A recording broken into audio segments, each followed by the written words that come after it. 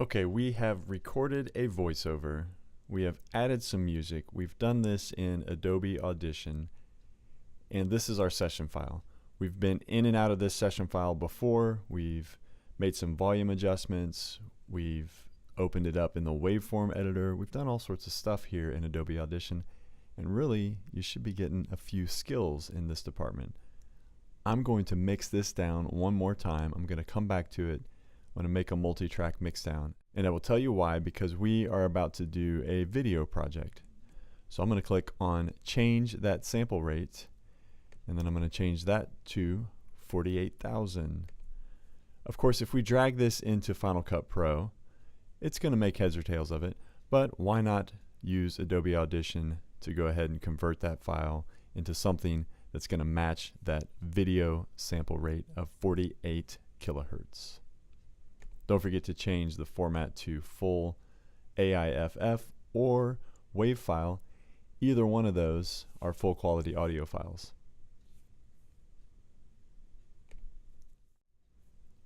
Okay, one thing I want to do, it's been bothering me before we jump out of Adobe Audition. So I want to jump up to my general preferences.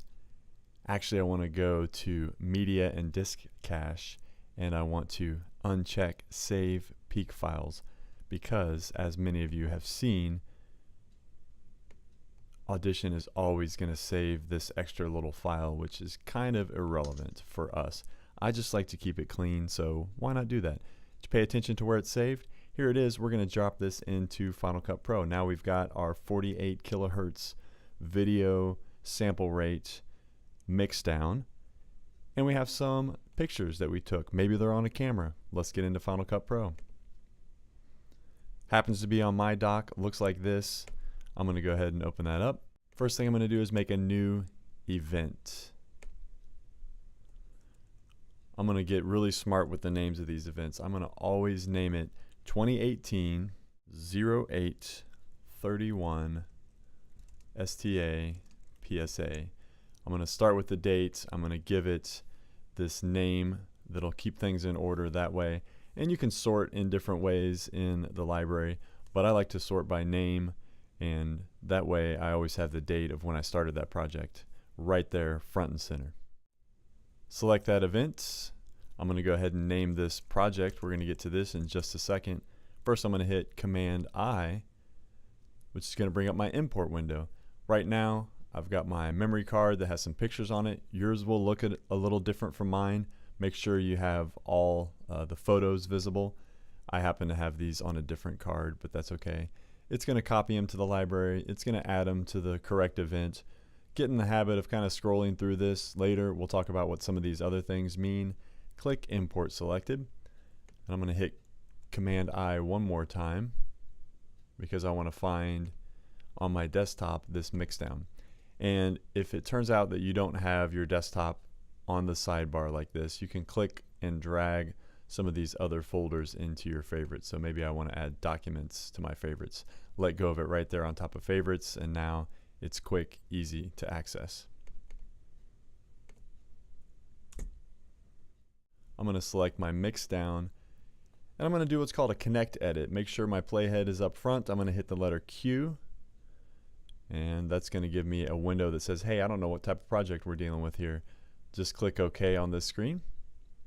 And then I'm going to select all of these other clips, and by default it kind of grabs a clip of a certain duration, but that's okay.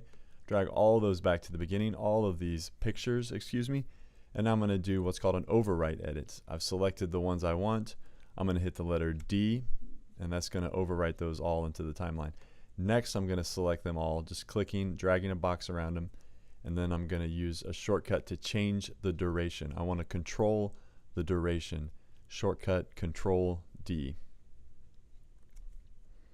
And I'm going to type 2 and period, and that makes 2 seconds, and you see that right here in the middle of the screen. So once I get 2 and period highlighted, this little icon's letting me know that I'm going to change the duration of whatever's selected.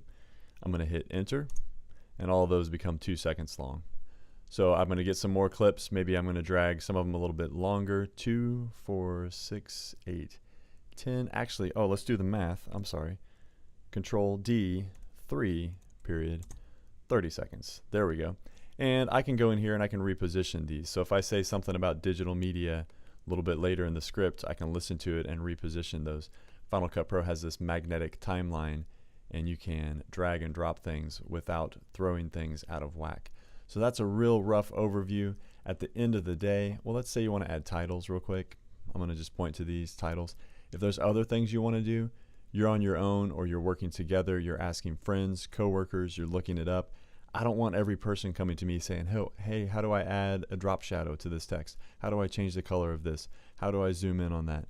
We can show you all that stuff later, but for now, we've got all things in order, and we're going to click Share up in the right-hand corner, that little arrow. How do you send this file out?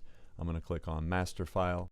I'm going to pause just a second at this screen because sometimes I'll change my settings, so I will click on this settings, and occasionally I'll just export audio or video. So I do always like to check this. Make sure yours says H264, and then go Next, and you're going to upload just like you did before, last name, first name, STA PSA, and you're going to upload that to the same Google Drive folder.